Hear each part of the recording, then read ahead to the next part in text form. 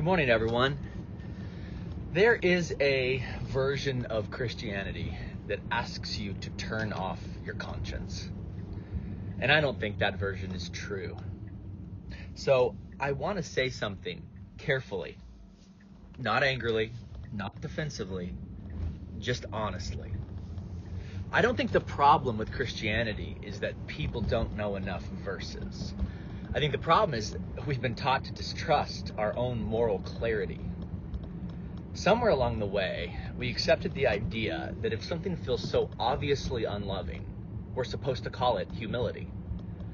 Somewhere along the way, we accept a version of justice so severe, so final, that even if it gets and feels patently awful, we're told our reaction is the problem, not the justice itself. But that stopped making sense to me. It doesn't make sense to me that if something feels unbelievably cruel, we're supposed to call it a mystery. And if something contradicts goodness itself, we're supposed to just say, well, God's ways are higher than ours. Historically, this version of justice has a name, of course, the doctrine of eternal conscious torment. And here's the thing I just can't unsee anymore. A God who cannot be known as all good is not a God worth trusting. If love means one thing when humans practice it and the opposite when God does, then love has no meaning at all.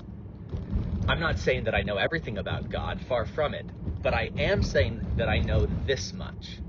Goodness doesn't require me to shut off empathy or suspend moral reasoning or make peace with infinite punishment for finite lives.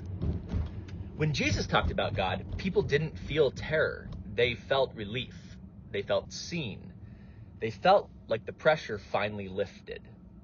So if you're like me, and these videos are for people like me, and the God that you were given produces fear, paralysis, and silence instead of love, courage, and transformation, maybe the problem isn't that you're asking too many questions.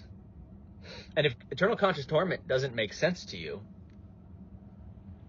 I completely understand why. And if it does make sense to you, here's the question that I would ask.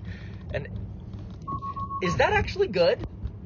Is that the best possible thing God could design? Because I don't think you would even design the system if you were sitting there before the beginning of time. That's not what you would make.